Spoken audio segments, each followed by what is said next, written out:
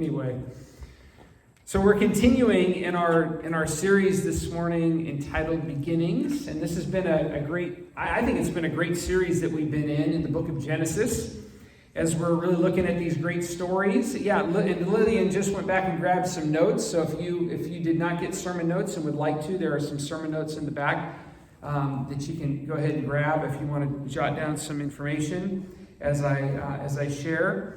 But really, the book of Genesis is a great book because we get to read these great stories, and stories that we've heard. If you've grown up, many of us here, not all of us, but many of us here have probably grown up in the church, and so maybe grew up in a class as a child where you heard a lot of these stories. And I like to joke that my kids like to intentionally mess up Bible stories, particularly my son Trey, who's not with us this morning, but he does a great job of intentionally mixing up all of the stories in the Old Testament. Wasn't Moses in the whale of the belly shark, and didn't Abraham part the waters of the Red Sea, and he'll go on and on and on, and just try to rile me. Anyway, and he does a pretty good job. I'm like, dude, come on, get your facts right. So anyway, side note on that. But these are great stories, and we can learn some really great things from these stories in terms of what the Holy Spirit did in the lives of these people as an example for the things that God wants to teach us. And that God still works.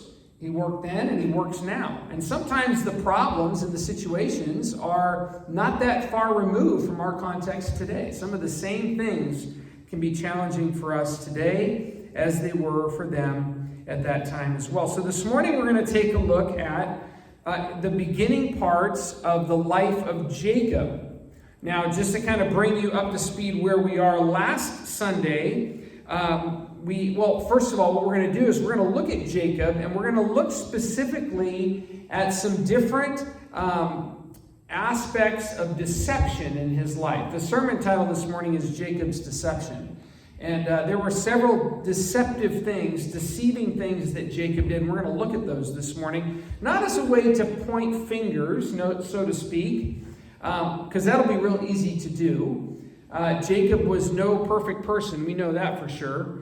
And probably, I don't know, some of us in the room here, we may hear some of these deceptive things that Jacob did and say, oh, I can relate. I did something similar to that, maybe one of those things, but maybe not all the things that we look at. Jacob did some pretty deceptive things over the course of his life, and we're going to take a look at not just what they were, but more importantly, not just to talk about how lying and deception and deceit are bad, that we all know that those are not of God, but really to look at what caused him to do this. What was going on inside of him that led him to think that deceiving was the way out?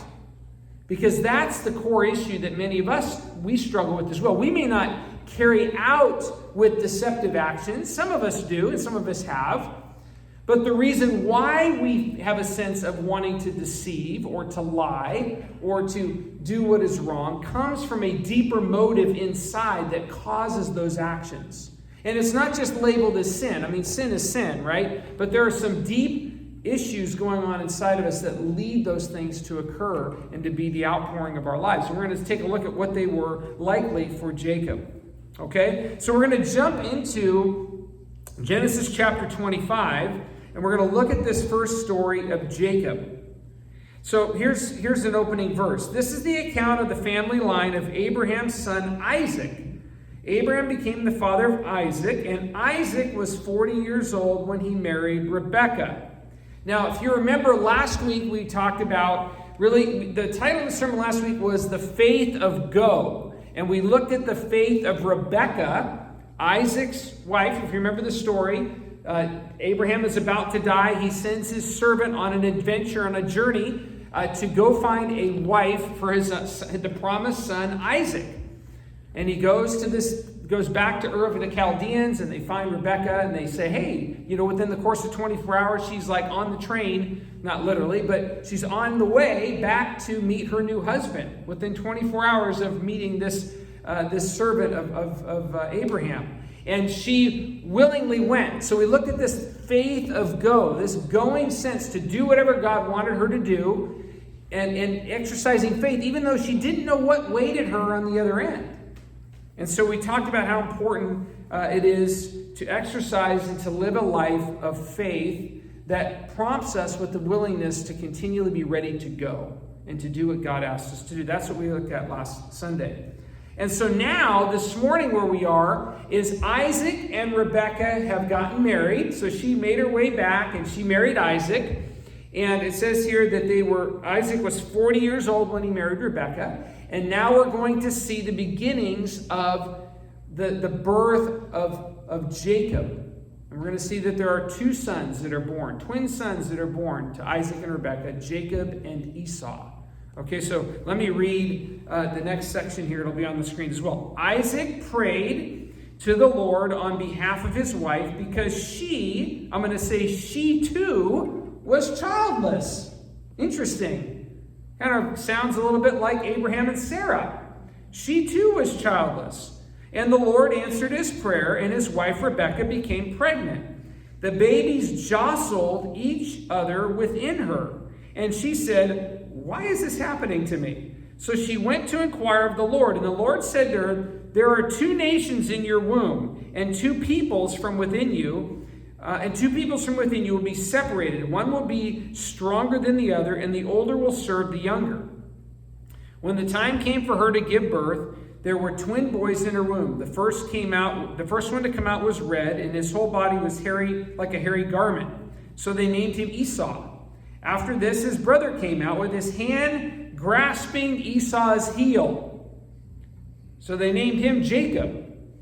Isaac was 60 years old when Rebekah gave birth to them. Now, this is an interesting passage. I just want to comment on a couple things here. Again, if you missed it, Isaac married Rebekah when he was 40. It says here that he is 60. So again, they have spent, which seems like a lifetime to us, although Sarah would have said, "Hey, I got you beat." I waited for like 80 years to have a child. But here, Rebekah waited 20 years. Isaac and Rebekah waited 20 years of being childless before their sons were born to them. And so it says here that Isaac was 60 when Rebekah gave birth to these boys. And it also says here in this passage that there's a prophecy going on of what's going to happen with these boys inside Rebekah's womb. There's these two lines of people that are going to come from the sons that are inside of her. And it says that the younger son's nation will be more powerful than the firstborn. And it seems that Rebekah was shared this information. We don't know, what does it say here? That the Lord shared this with her. If you look up earlier in that verse, God basically told her, this is what's happening inside of you. I don't know how much of that she shared with Jacob. We don't know. But maybe the way that we see this story unfold and the way that Jacob and Rebekah, how they treat their boys differently, kind of tells me a little bit that maybe Jacob wasn't fully aware of the significance as Isaac wasn't fully aware of the significance of Jacob. Sorry. Get all these names. It'd be easy to mix them up. Apologize for that. Now, the other thing that's interesting in this particular story is that we begin to see certain things about Jacob in this story. Actually, in the womb, we get to see a picture of the kind of person he was going to be. The scripture says that the babies are jostling within her. So there's this implied struggle, I would say even an implied struggle for position, even in engaging in conflict, even before they're born. In the womb, they're fighting for position. Possibly a sign already of Jacob's concern that he's not going to be the firstborn. And when the birth comes, we see Jacob coming out of the womb, holding on to the heel of his brother. It's a great image, right? Get back here. I'm going out first. No, I can't. You're stronger than I am. You're out. Even at birth, we start to see that Jacob is concerned about being second to his brother, Happens very early in this process. But it doesn't stop here. Take a look at the next section. The boys grew up, and Esau became a skillful hunter, a man of the open country, while Jacob was content to stay home among the tents. Isaac, who had a taste for wild game, loved his son Esau, but Rebekah loved Jacob. Once when Jacob was cooking some stew, Esau came in from the open country, famished, and he said to Jacob, "Quick, let me have some of that red stew. I'm famished." Jacob replied, "First, sell me your birthright." "Look, I'm about to die," Esau said. "What good is the birthright to me?" But Jacob said, "Swear to me first." So he swore an oath to him, selling his birthright to Jacob. Then Jacob gave Esau some bread and some lentil stew. He ate and drank and then got up and left. So Esau despised his birthright. So if we look at this story, for whatever reason, right or wrong, Jacob doesn't fit within the bravado kind of male role in this story. And his inability and his lack of desire to do the things that his father was interested in is kind of reinforced. There was this sense of like Isaac preferred Esau because Esau was the man's man. He went out and hunted with him. But Jacob hung back, and he was the mama's boy. Hung back with mom and did stuff around the camp. So there's this sense of like, I think very early on, Jacob is trying to find his place. He's trying to find his identity. He's probably struggling with making, is my dad proud of me? I mean, we've heard stories and stories of this. You probably have, some of you here in the room, have your own stories of your relationships with your fathers, men and women, that just maybe weren't the greatest relationships. And maybe have spent many, many years of your adult life trying to find significance and value when maybe it wasn't given or communicated to you by your parents. It's a catastrophic thing, something that has a tremendous impact on our lives, no matter how old we are. So for whatever reason, we see that this reality between Jacob and Esau, in a way similar to Jacob grabbing Esau's heel when he came out of the womb, we see another positioning here of Jacob by manipulating a situation that in order to get something in return. And he wants to take, or he essentially steals Esau's birthright. Now, what is a birthright, right, and why is it important? Well, the birthright was an honor given to the firstborn, bestowing basically head of household onto that son, giving him that status and the right to inherit his father's estate.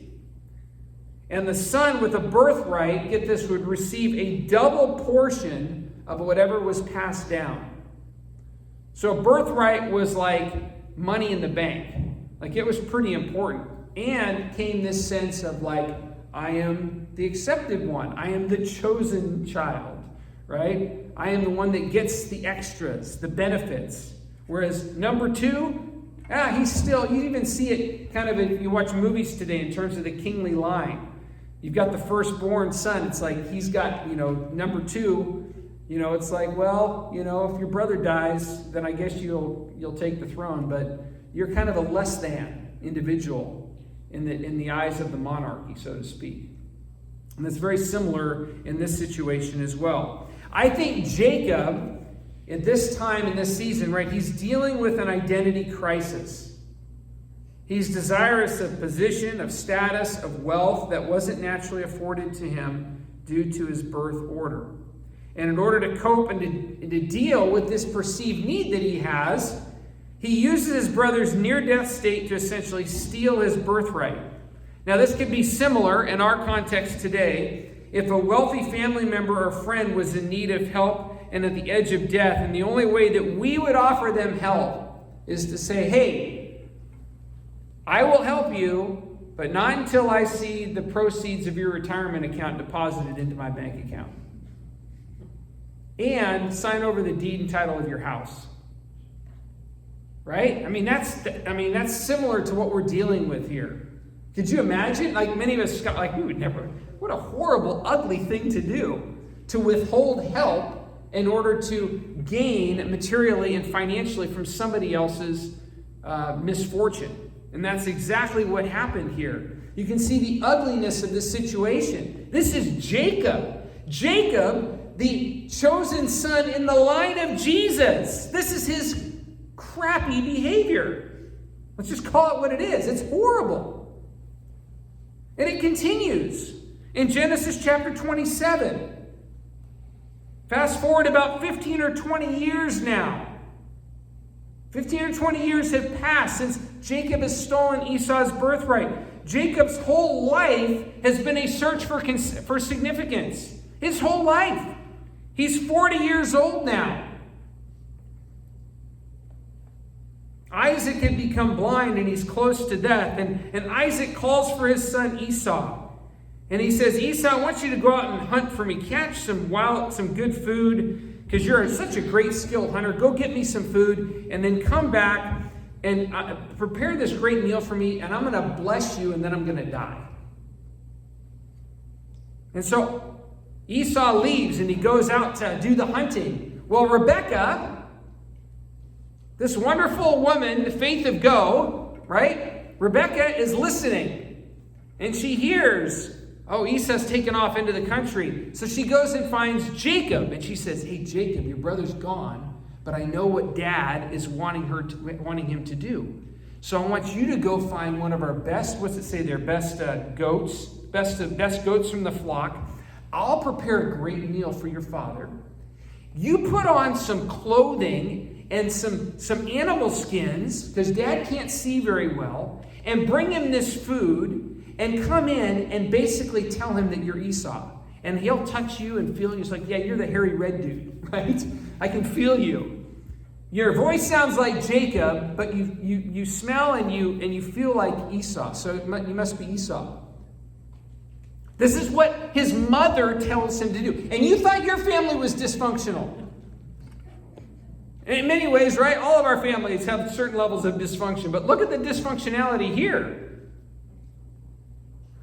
Let's pick up the story in verse 18 of Genesis 27. It'll be on the screen. He went to his father and he said, this is Jacob, went to his father. And he said, my father. Yes, my son, Isaac answered. Who is it? Jacob said to his father, I am Esau, your firstborn. I have done as you told me. Please sit up and eat some of my game so that you may give me your blessing. Isaac asked his son, how did you find this food so quickly? Didn't you just leave? I just sent you out like 6 hours ago, and you're back already?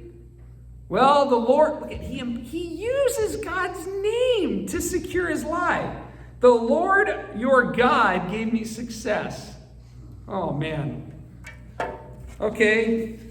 Then Isaac said to Jacob, come near me so I can touch you, my son, to know whether you really are my son Esau or not. That's because he's hearing the voice of Jacob. It's like something's off here. Jacob went close to his father Isaac, who touched him, and he said, the voice is of Jacob, but the hands are of hands of Esau. And he didn't recognize him, for his hands were hairy like his brother Esau. So he proceeded to bless him. Are you really my son Esau? He said. I am, he replied.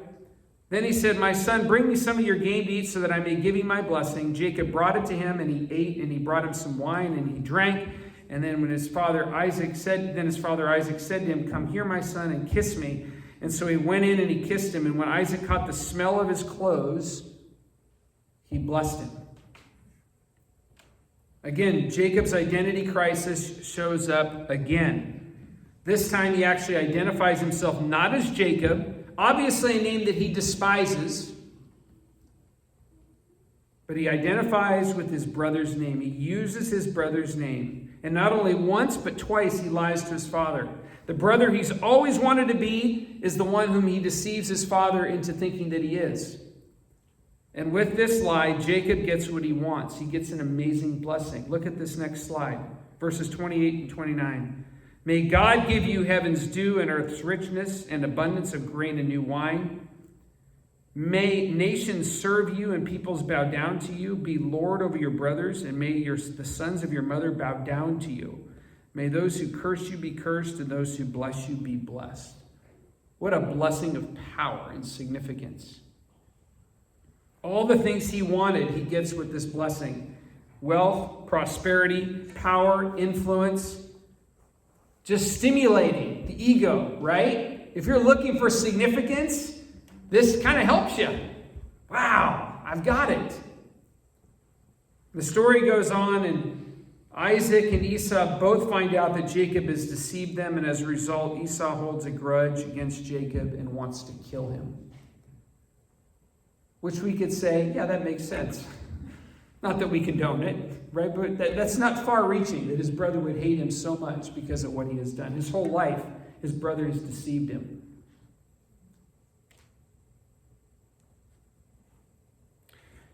So now that we've kind of painted that picture this morning, I want to drill down, and I want to give us a couple of just points of application from this story. This is pretty narrative heavy here. We've been kind of looking at, it's pretty clear Jacob is a troubled, he was a troubled young man. He was a troubled baby. He was a troubled young man, and he's a troubled middle-aged man at this point.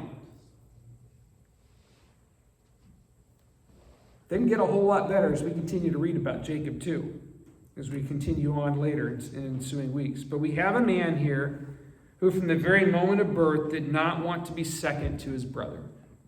Grasped his heel. We have a man who withholds needed food from a dying brother in order to get his birthright, which would ensure him power and a generous inheritance of his father's estate. We have a man who takes advantage of his blind, dying father by lying to him, assuming the identity of his brother in an effort to receive a tremendous blessing of wealth, prosperity, power, and influence. And if you think that there aren't people in the world today that would do exactly the same thing, you're naive. It still happens. As ugly as it is, it still happens. What does this tell us about Jacob? Well, the obvious things are pretty apparent. Jacob is a liar. He's a manipulator. He's selfish. He's not selfless. He's selfish. He's heartless. He's cruel. What's even more noticeable as we look under the surface is that for Jacob, all of these traits are symptomatic of the fact that Jacob doesn't know who he is. He is not content with who he is. He is not content with his identity. He is searching for his own significance. He's insecure. He's unable to accept who God's created him to be. Somehow he's bought into the lie that to be significant means that he has to be the firstborn son, that he has to have power and wealth and prosperity and influence. You might think of someone you know who is like this. You might be thinking a bit about yourself. Maybe some of these things apply to me. And so why does Jacob go to such great lengths to acquire his brother's birthright and to steal his brother's blessing? He wants to be important. He wants to be accepted. He wants to be valued, and he wants to be valuable to other people. He wants to be loved. Doesn't excuse his actions, but it helps us understand what motivated him to go to such great lengths.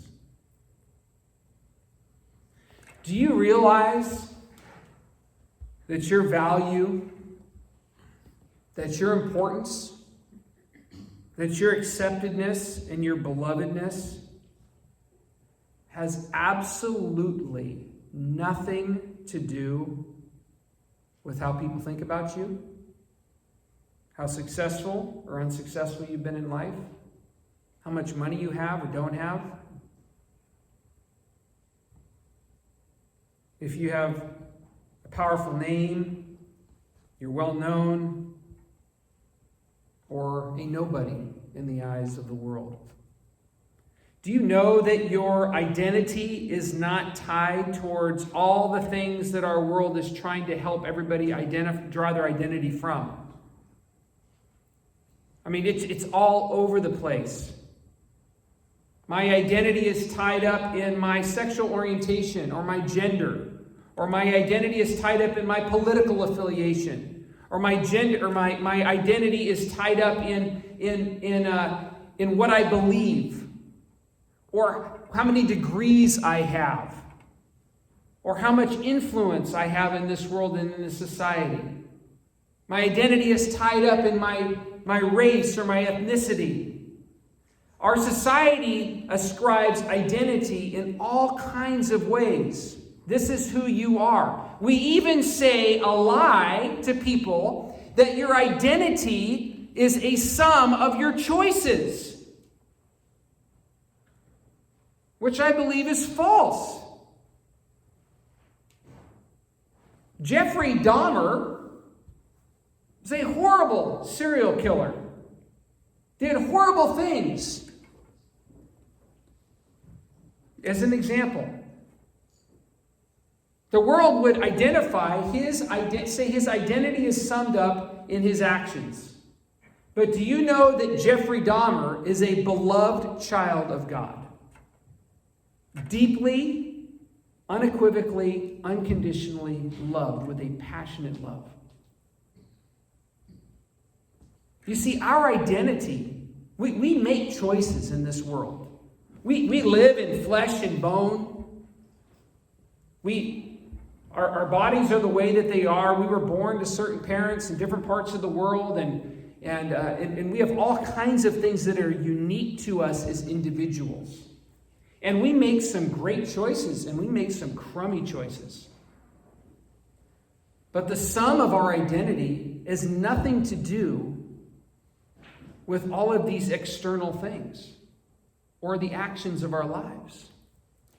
Our identity starts and begins with a very deeply loved God who has ascribed us value, who has communicated to us our identity.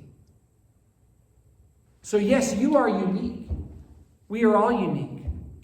We all have different characteristics and complexities and quirks. We have all made different choices. But at the end of the day, God looks at us and says, "You are my beloved son or daughter, deeply loved. And you are special. You are wonderfully made." Our world and us as people, we are searching for identity all over the place. All of us. And it's not just the people out there, the people who don't have a relationship with Jesus. Christians are constantly searching for identity. We are uncomfortable with accepting the reality that I can quite possibly be deeply and compassionately loved right where I am, just as I am, irregardless of anything I've ever done or ever will do, or whatever choice I've made or won't make. So your value, your acceptedness, your importance has nothing to do with all of these other external things. They may be characteristic of our lives. They may be different things. When I look at my life, I can identify myself and say, well, I'm a father, I'm a husband, I'm a pastor. Like, it's not bad to ascribe names to describe certain characteristics of what I do or the value that I am to other people or whatever. But those are not identifiable markers to who I really am at the core. Because if my wife dies and my kids die and I'm no longer a pastor, my identity has not changed. Right? My identity remains the same. It doesn't change. That's where this whole thing falls on its head, right? Our world is searching for identity, searching for significance. Your value, importance, acceptedness, belovedness is found in this one simple fact. Again, I'll say it again.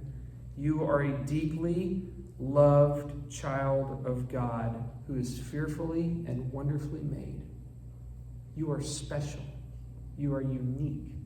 You are wonderful in all of your quirkiness and all of my quirkiness, with all of my baggage, with all of your baggage, God fixes his eyes on you and me, and he cries when he looks at us because he is overwhelmed with love for the person he sees.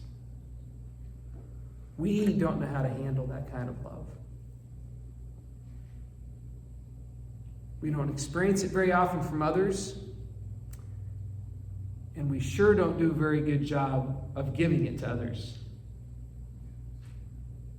Me included. Not you giving it to me, but me included, in terms of I struggle to love that way.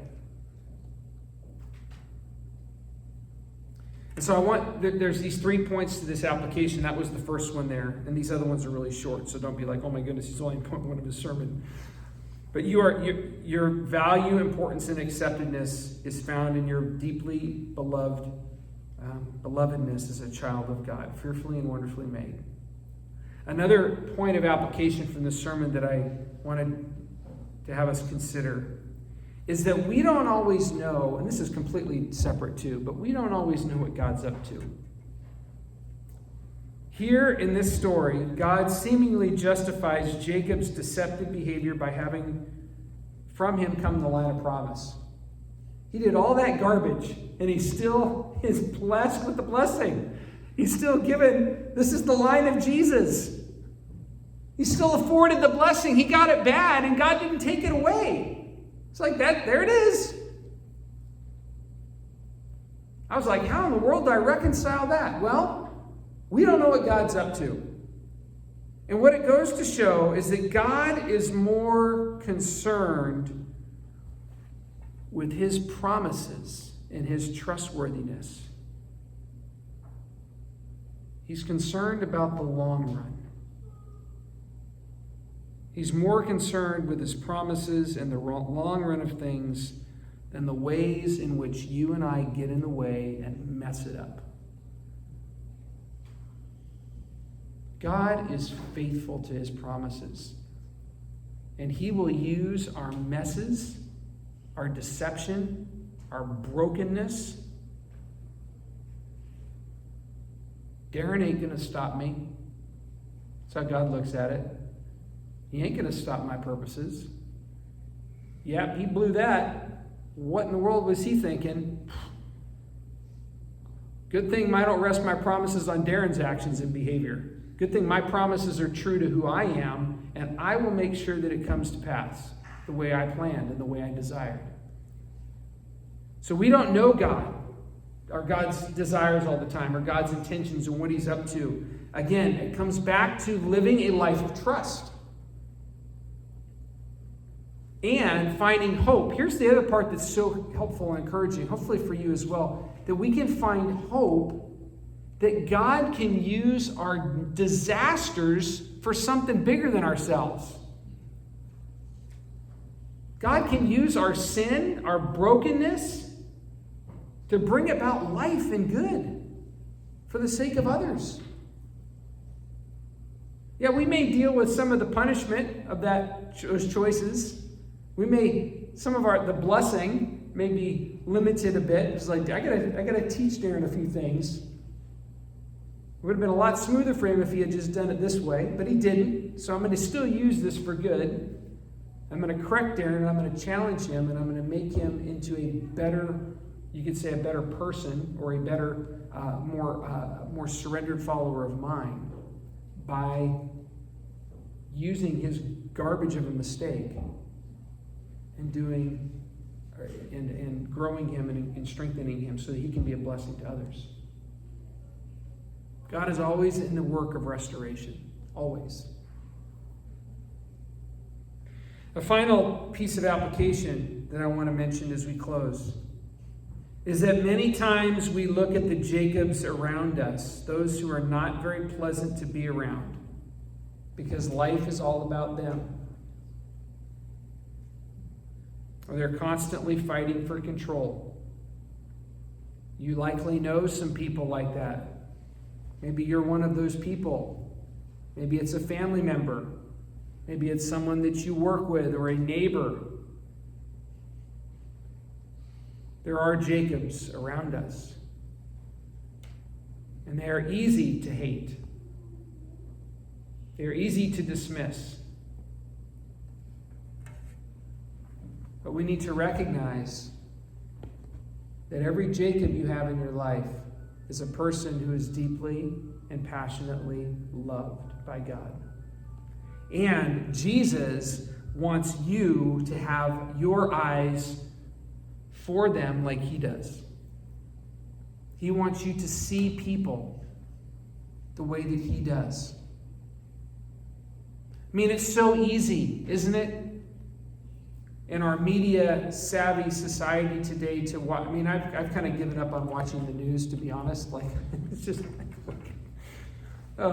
it's so depressing and discouraging, and it's a mess everywhere you turn. But it's so easy for us to watch the news or to watch a group or a politician or something and form opinions. Or to see a sports athlete that makes lots of money and then does whatever. I mean, it's so easy for us to form opinions about other people and to identify whether we like them or don't. I hope something bad happens to them because they're so arrogant. Things like that. Or I hope they don't get reelected or whatever it may be. We all form these opinions. And yet we are called to be people, Jesus people, who look with the eyes of Jesus towards the world around us. That we look, you can fill in the names of people that may be easy for you to hate. And say, no, what does Jesus want me to do in this context? How can I gain the eyes of love and compassion? I shared it one time before. I'll share it really again one more time, and then I'll close up. It's amazing how different stories have a profound impact on our lives. And I remember, again, when I was in college, so this was quite some years ago now, and I was going to be in a singing traveling group that was going to promote the school. And I was with myself, and there were 4 other people. There were 2 guys and 3 girls, and we would go to churches on the weekends and sing, and then we would promote the school to the high school students, and we would serve in camps all summer long. And it was really a really cool job, but it was really taxing and draining as well. But I remember as I was starting this job, I remember being with my group, and there was one girl in the group that just annoyed the living life out of me. Have you ever had somebody you're like, I cannot be around that person? They drive me crazy.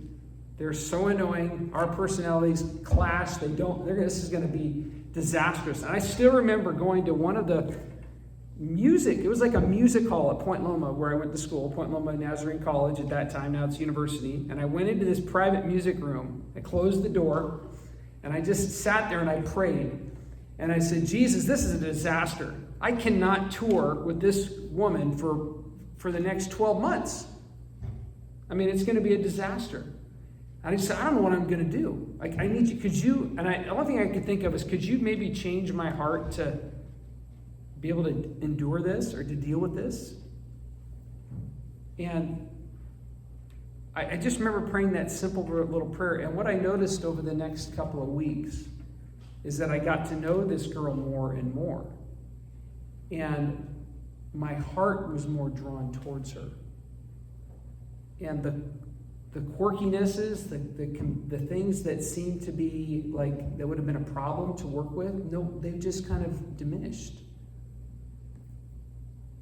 And to this day, that girl remains I haven't had contact with her in a long, long time. It's not Cheryl, by the way. But that girl remained one of my closest friends in that whole group.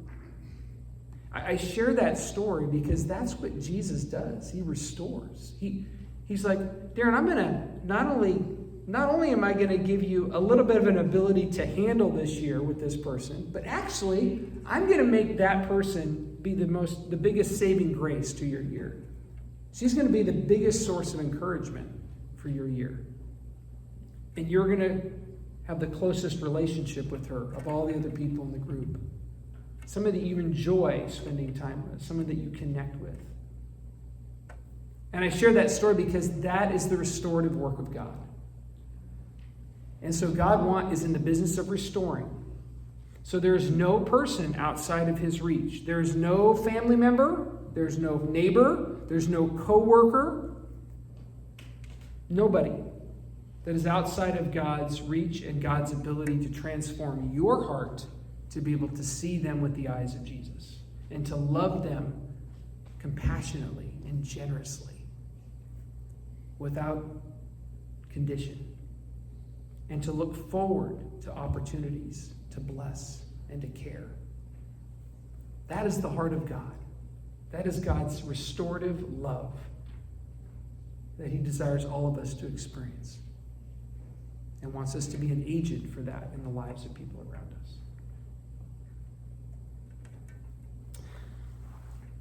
I'll read this passage one more time as we close as a prayer that Pat did such a great job of reading for us to start the service. Psalm 139. This is a reminder of God's attention and care for us, our beauty as a child of God, and our constant yearning to stay aware of these truths in the midst of a world that would want to tell us otherwise. Close your eyes and listen to these words as I read them. You have searched me, Lord, and you know me. You know when I sit and when I rise. You perceive my thoughts from afar. You discern my going out and my lying down. You are familiar with all my ways. Before a word is on my tongue, you, Lord, know it completely. You hem me in behind and before, and you lay your hand upon me. Such knowledge is too wonderful for me. It's too lofty for me to attain. Where can I go from your spirit? Where can I flee from your presence? You created my inmost being. You knit me together in my mother's womb. I praise you because I am fearfully and wonderfully made. Your works are wonderful. I know that full well. How precious to me are your thoughts, O God. How vast is the sum of them. Were I to count them, they would outnumber the grains of sand. When I awake, I am still with you. Search me, God, and know my heart. Test me and know my anxious thoughts. Please see if there is any offensive way in me, and lead me in the way everlasting. Lead me in your way.